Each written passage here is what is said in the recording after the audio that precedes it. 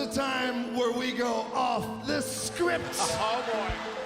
नए जमाने के WWE प्रोग्रामिंग के साथ हमेशा ही एक शिकायत रहती है कि ये प्रोडक्ट कुछ ज्यादा ही स्क्रिप्टेड होता है। फैंस अक्सर ये कहते हैं कि प्रोमोस बहुत नकली लगते हैं और ऐसा लगता है कि ये लाइंस किसी ऐसे आदमी ने लिखी है जो रेसलिंग के बारे में ज्यादा कुछ जानता तक नहीं। Sports entertainment slash pro wrestling. Where I come That's from. sports entertainment. That's not where you come from. You know, pro wrestling is, you know, what my dad did. Her promo segment जो बेहतरीन और यादगार रहा है उनमें कुछ न कुछ बातें स्क्रिप्ट से बाहर की रही हैं, लेकिन अब ऐसा कम ही देखने को मिलता है कि कोई सुपरस्टार स्क्रिप्ट से अलग कुछ बोलता हो। ऐसा करना उनके लिए बहुत जोखिम भरा हो सकता है क्योंकि उनके ऐसा कुछ करने से कार्ड पर उनकी पोजीशन नीचे जा सकती है, यहाँ तक कि उन्हें रिलीज भी किया जा सकता है। ऐसे कई मौके हुए हैं जहां सुपरस्टार्स स्क्रिप्ट से बाहर गए हैं और इस चीज से वो सेगमेंट और बेहतर ही हुआ है, लेकिन ऐसा होना बहुत मुश्किल होता है, खास करके जब WWE सभी मेन शोज के लिए पूरी स्क्रिप्ट तैयार करता है। लेकिन कौन से ऑफ स्क्रिप्ट मौके सबसे बढ़िया थे? जुड़िए हमारे साथ रेसलमेनिया में, जहां हम देखेंगे 10 सबसे बेहतरीन मौके जब WWE के सुपरस्टार्स स्क्रिप्ट से अलग गए। उससे पहले ऐसे ही रेसलिंग वीडियोस के लिए हमारे चैनल को सब्सक्राइब करके नोटिफिकेशन बेल दबाना ना भूलें और एक्सक्लूसिव लिस्ट के लिए हमें फेसबुक पर फॉलो करें।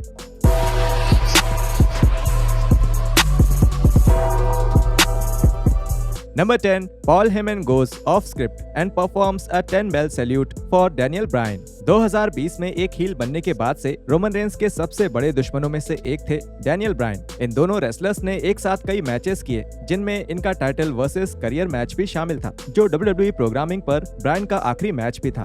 इस मैच के अगले हफ्ते के स्मैकडाउन में रेंस, पॉल हेमन और जे यूसो रिंग में आए और पॉल हेमन ने ब्रायन के लिए 10 बेल सैल्यूट दिया, जो उनके WWE से जाने को दर्शाने के लिए किया गया था। पॉल हेमन के इस प्रोमो की सभी ने तारीफ करी, यहाँ तक कि WWE मैनेजमेंट को भी ये अच्छा लगा। मजेदार बात ये रही कि उस प्रोमो का ये हिस्सा स्क्रिप्ट में था ही नहीं और हेमन ने बिना किसी को बताए ऐसा किया था, यहाँ तक कि रेंस और यूसो को भी इसके बारे में नहीं पता था। हालांकि WWE के किसी टैलेंट को इस तरह का कुछ करने की अनुमति नहीं है, लेकिन पॉल हेमन WWE के सबसे बेहतरीन प्रोमो गाइज में से एक हैं, इसलिए जो उन्हें सही लगता है वो वैसा कर सकते हैं। Number 9, Alexa Bliss decides to bring a coffee cup down to the ring.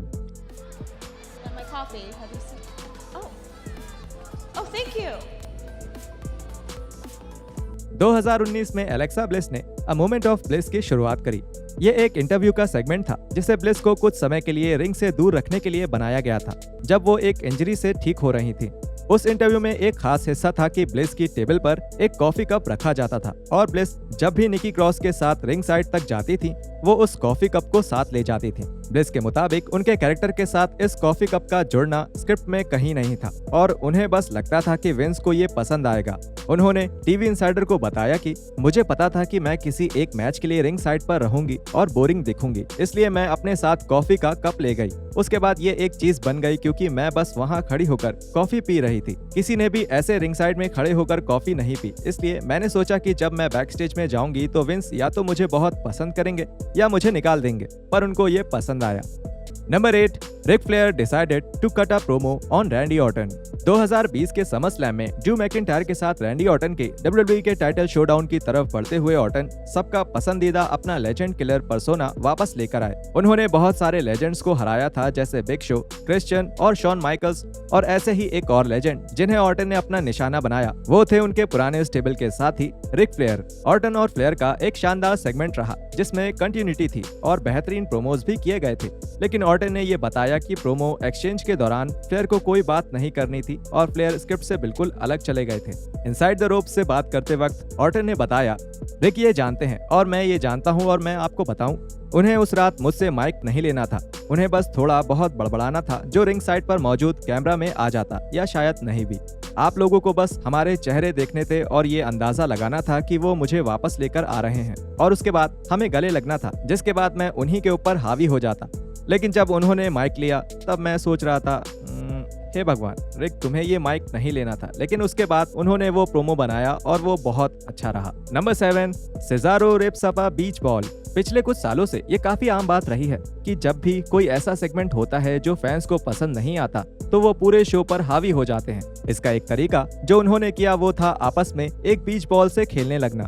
जब 2017 के समर स्लैम में फैंस ने ऐसा किया तो ये एक सुपरस्टार को बिल्कुल ठीक नहीं लगा।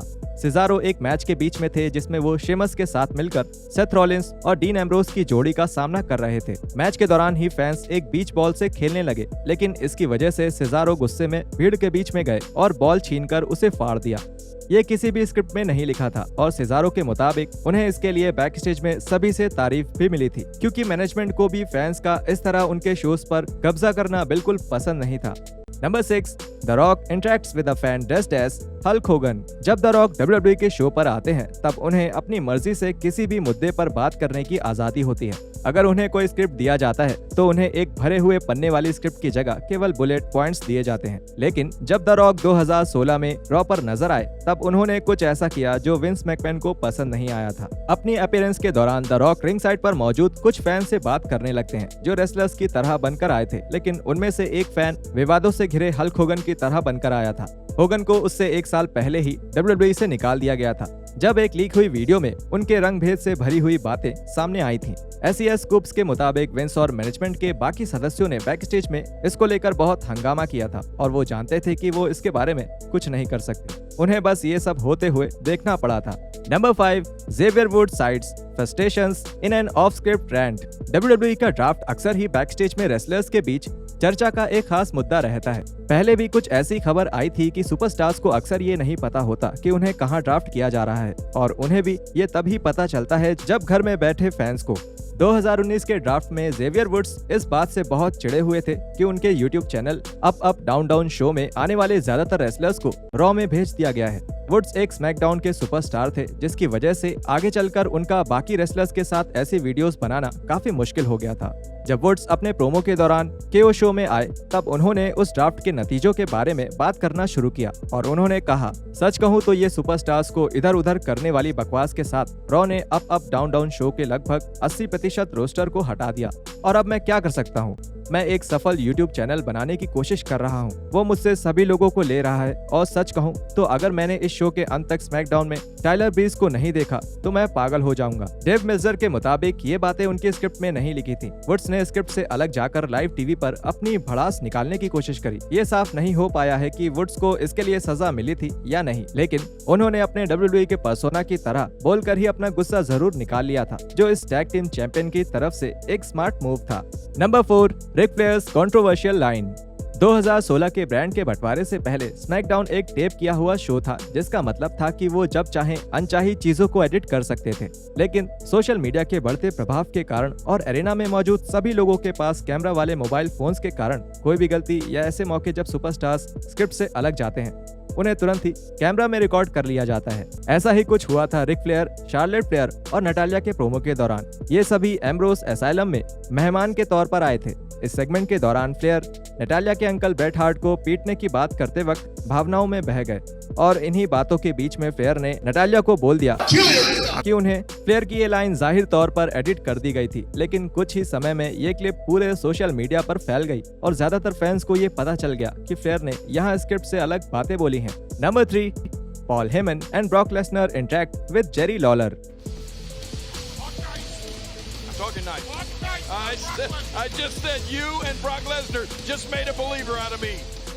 6 जनवरी 2020 के रॉ के एडिशन में लेसनर ने घोषणा करी कि वो रॉयल रंबल मैच में एक WWE चैंपियन के तौर पर जाएंगे। इस बड़ी घोषणा के बाद लेसनर पॉल हेमन के साथ रॉयल कमेंट्री टीम के पास गए और तभी लेसनर ने लॉलर के कंधे पर हाथ रखा और हेमन ने लॉलर को कहा कि उन्हें वर्ल्ड चैंपियन के लिए कुछ अच्छी बातें बोलनी चाहिए। लॉलर के मुताबिक सेगमेंट का ये हिस्सा स्क्रिप्ट में शामिल नहीं था और उन्हें बिल्कुल नहीं पता था कि ऐसा कुछ होने वाला था। उन्होंने इस हिस्से की बात अपने पॉडकास्ट पर भी करी और बताया, और हमें कुछ नहीं दिख रहा था, हमें सिर्फ कैमरे दिख रहे थे और हमें लगा कि वो हमें देख रहे हैं, और फिर अचानक मुझे मेरे कंधे पर एक हाथ महसूस हुआ और मैंने कहा ये क्या है, और वो ब्रॉक लेसनर थे।